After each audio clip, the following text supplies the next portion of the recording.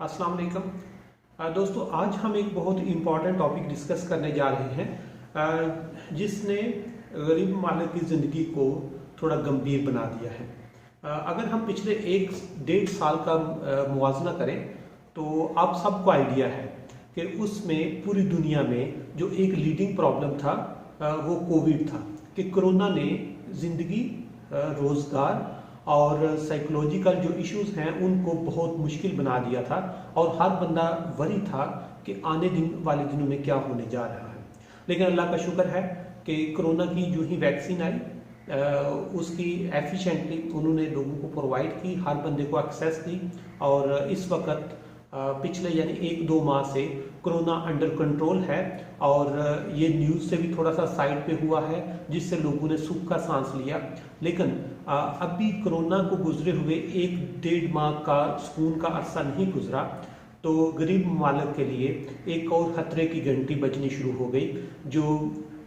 US air quality index develop हुआ और उसने जो डेटा दिया वो फिगर्स बहुत अलार्मिंग हैं, स्पेसिफिकली फॉर डेवलपिंग कंट्रीज। गरीब ममालिक के लिए उसमें ज़्यादा मुश्किलात नजर आ रही हैं। जो यूएस एयर क्वालिटी इंडेक्स है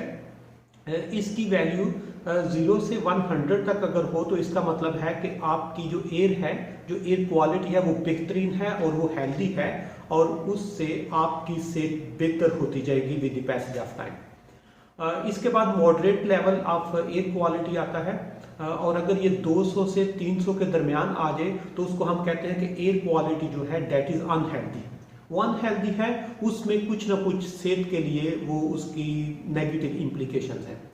और अगर ये नंबर 300 से क्रॉस कर जाए तो उसका मतलब है ये अनहेल्दी नहीं है, ये खतरनाक हद तक हैजर्ड या आप उसको कह सकते हैं कि एक रिस्क होता है या आप उसको कह सकते हैं कि वो एक जो मिनिमम थ्रेशोल्ड लेवल है उसको क्रॉस कर जाता है। और जिन कंट्रीज में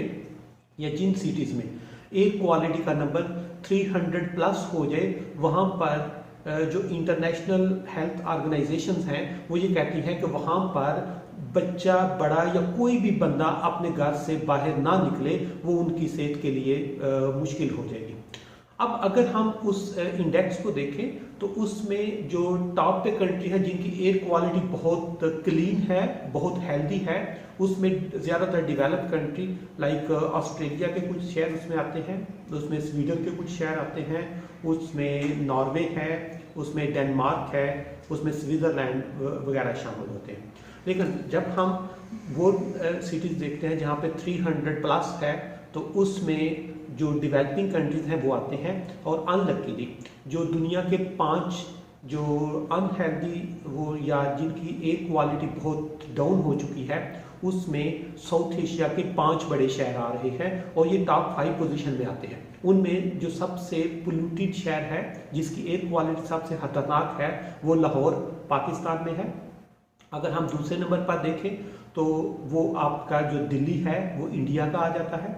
तीसरे नंबर पर ढाका, चौथे नंबर पर कोलकाता वो भी इंडिया से आ जाता है और 5वें नंबर पर कराची है। मतलब ये 5 साउथ एशिया के शहर हैं जिनकी एयर क्वालिटी 300 पॉइंट्स को क्रॉस कर चुकी है। इसका मतलब है यहाँ पर वो रिकमेंड कर रहे हैं कि लोग अपने घरों से बाहर ना निकलें, ये इनकी ज़िंदगी के लिए, ये इनकी सेहत के लिए खतरा है। अब एयर क्वालिटी डिस्टर्ब कैसे होती है, उसमें कौन से फैक्टर रोल प्ले करते हैं? उनमें सबसे पहला जो फैक्टर होता है दैट इज ट्रांसपोर्टेशन। जितनी ट्रांसपोर्टेशन ज़्यादा होती है उतनी एयर पोल्यूशन ज़्यादा होती है। दूसरे नंबर पर वो इंडस्ट्री जो कोल यूज़ करती है, कोयला यूज़ करती हैं, कोयले से धुआं ज़्यादा होता है, वो भी एयर क्वालिटी को डिस्टर्ब करता है। और तीसरे नंबर पर इंडस्ट्री वेस्ट कि जितनी इंडस्ट्रियलाइजेशन ज़्यादा होती है उतना वेस्ट ज़्यादा होगा और वो आपकी एयर क्वालिटी को डिस्टर्ब करेगा। चौथे नंबर पर रेजिडू बर्निंग, जो एग्रीकल्चर में हम लाइक गंदम की कटाई के बाद उसको जब आग लगाते हैं उसकी वजह से भी एयर क्वालिटी डिस्टर्ब होती है, या आप धान की फसल को लगाते हैं या एग्रीकल्चर का, ज़रात का कोई भी जो एक्स्ट्रा वो सामान होता है, बचा हुआ माल होता है, उसको जब हम आग लगा के ख़त्म करने की कोशिश करते हैं तो उससे भी आपकी एयर क्वालिटी डिस्टर्ब होती है। और आखिरी चीज़ इसमें अर्बनाइजेशन रोल प्ले करती है कि जितनी अर्बनाइजेशन ज़्यादा होगी उतनी पॉपुलेशन ज़्यादा होती है और ज़्यादा पॉपुलेशन मीन्स ज़्यादा ट्रांसपोर्टेशन, ज़्यादा पॉपुलेशन मीन ज़्यादा इंडस्ट्रियलाइजेशन एंड ज़्यादा एम्प्लॉयमेंट, एंड ज़्यादा पॉपुलेशन का मतलब है कि वेस्ट भी ज़्यादा होता है। ये जो हमारा स्मोक है, जो एयर क्वालिटी है, इसको डिस्टर्ब करते हैं। और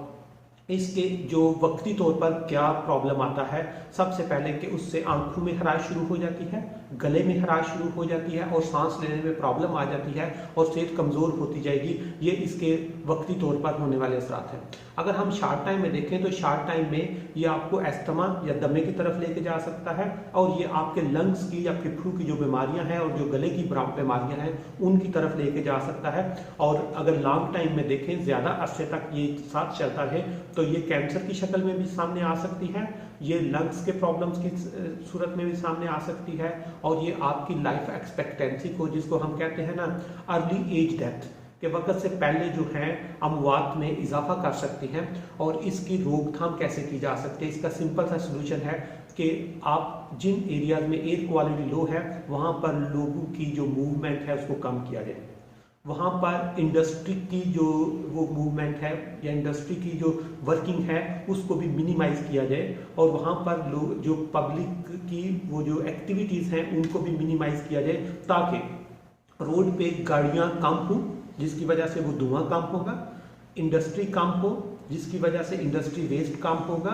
आपकी जो एग्रीकल्चर की जो बर्निंग है, रेजिडू बर्न हो रहा है, उसको भी हमने मिनिमम करना होगा, ताकि इसको ये है शॉर्ट टाइम में कि इसको वक्ती तौर पर कंट्रोल करने के लिए जो एक्टिविटीज़। अब इसके लिए जो इंडिया है उसने इसके लिए स्मार्ट लॉकडाउन की पॉलिसी लॉन्च कर दी है कि ऑफिस जो हैं वो भी 50% लोगों के साथ चलेंगे, इंडस्ट्री भी 50% एम्प्लॉइज के साथ चलेगी, और स्कूल, कॉलेजेस एंड यूनिवर्सिटीज भी 50% चलेंगी। और इसी पॉलिसी पर अमल करते हुए पाकिस्तान ने भी एजुकेशन सेक्टर में जो बिग सिटीज लाइक लाहौर है और कराची है, यहाँ पर इसके लिए वो प्लान कर रहे हैं कि इनमें एजुकेशन जो इंस्टीट्यूट हैं इनको वो 50% अटेंडेंस के साथ चलाया जाए। अब लेकिन ये इससे आपका जो स्मोक है या जो सिचुएशन है एयर क्वालिटी ये कंट्रोल होने को नहीं आ रही, क्योंकि अगले जो 2 माह हैं ये बहुत क्रिटिकल है, और अगले 2 माह में शायद गवर्नमेंट को स्कूल, कॉलेजेस, यूनिवर्सिटीज़ को 50% अटेंडेंस के साथ अपनी जो इंडस्ट्रियलाइजेशन है, जो इंडस्ट्री है, जो एम्प्लॉयमेंट है, उसको भी 50% काम करना पड़े, और इस तरह इनको रोड पे ट्रांसपोर्टेशन जो है इसको भी 50% कंट्रोल करना पड़ेगा। और इसी तरह आपने ये छोटे छोटे जो स्टेप्स हैं, ये जिस तरह हमने कोविड में स्मार्ट लॉकडाउन करके उसको ओवरकम किया था, अब अभी भी हमें अगले 2 माह शायद स्मार्ट लॉकडाउन की तरफ जाना पड़े, अदरवाइज ये लोगों की हेल्थ के लिए बहुत खतरनाक होगा। और आखिरी चीज इसमें ये है कि 2019 में भी हमारी एयर क्वालिटी लो थी, 2019 में भी हमें स्मोक को फेस करना पड़ा, 2019 में भी हमें उस तरह स्मार्ट लॉकडाउन की तरफ नहीं जाना पड़ा जिस तरह की सिचुएशन आप नजर आ रही है। और उसके लिए जब 2019 में भी ऐसा था, कोविड के दिनों में इंडस्ट्री हमारी बंद हुई, ट्रांसपोर्टेशन बंद हुई और मूवमेंट भी कम हुई, जिसकी वजह से एयर क्वालिटी थोड़ी सी बेहतर हुई, लेकिन हमने उसके लिए स्टेबल इन्वायरमेंटल पॉलिसी लॉन्च नहीं की, जिसकी वजह से अभी हमें फिर वही प्रॉब्लम फेस करनी पड़ रही है। और इसको ओवरकम करने के लिए स्टेट को प्रॉपर इन्वायरमेंट पॉलिसी लॉन्च करनी होगी, क्योंकि हमारे जो ओवरऑल अगर हम पाकिस्तान की बात करें या साउथ एशिया कल्चर की बात करें, क्योंकि पाकिस्तान, इंडिया और बांग्लादेश का कल्चर भी सेम है, इनके मसाइल भी सेम है और इनके एटीट्यूड भी ऑलमोस्ट सेम है कि जब कोई छोटा सा प्रॉब्लम आता है तो हम उसको इग्नोर करते हैं, और जिस वक्त वो प्रॉब्लम आपके लिए खतरनाक हद तक बड़ा हो जाता है तो फिर हम उसको वो एमरजेंसी डिक्लेयर करके लॉकडाउन की तरफ या स्मार्ट लॉकडाउन की तरफ या कुछ चीज़ों को वो रोक के तो उसका हल की तरफ जाते हैं। और यही चीज़ हम इंडिविजुअल भी अपनी ज़िंदगी में करते हैं कि अगर किसी बंदे की ज़िंदगी में कोई थोड़ा सा प्रॉब्लम है, कोई छोटी सी बीमारी चल रही है, तो वो उसको इग्नोर करता जाएगा जब तक वो छोटी सी बीमारी बहुत खतरनाक शक्ल अख्तियार न कर ले। इसलिए इसमें स्टेट को भी कुछ इस तरह के डिसीजन लेने होंगे, इंडिविजुअल को भी इसमें कुछ डिसीजन लेने होंगे, और हर बंदा जब इसमें जिम्मेदारी का मुजाहरा करेगा तो इसको स्मोक को ओवरकम करना, कंट्रोल करना ये बहुत मुश्किल नहीं है, ये इम्पॉसिबल नहीं है, लेकिन इसके लिए हमें स्टेट लेवल पर डिसीजन, स्टेट लेवल के जो बिहेवियर्स हैं वो भी चेंज करने होंगे, इंडिविजुअल लेवल पे भी बिहेवियर चेंज करने होंगे, और कम्युनिटी लेवल पे भी बिहेवियर अगर हम चेंज कर लें तो हमारे लिए इसको ओवरकम करना मुश्किल नहीं है। अदरवाइज अगर गवर्नमेंट स्मार्ट लॉकडाउन की तरफ जाती है तो उससे सबसे पहले एम्प्लॉयमेंट का प्रॉब्लम आएगा, लोग बेरोजगार होंगे। दूसरे नंबर पर लोगों की इनकम कम होगी। तीसरे नंबर पर लोगों की बुनियादी जरूरियात की एक्सेस मुश्किल हो जाएगी, जिसकी वजह से कम्युनिटी में जो साइकोलॉजिकल प्रेशर है वो बढ़ने शुरू हो जाएंगे, जो एक नई बीमारी का अंदिया देंगे। इसलिए this is the right time to take decision कि हमने इसको कैसे ओवरकम करना है और इसके लिए कौन सी स्ट्रेटेजीज लॉन्च करनी है।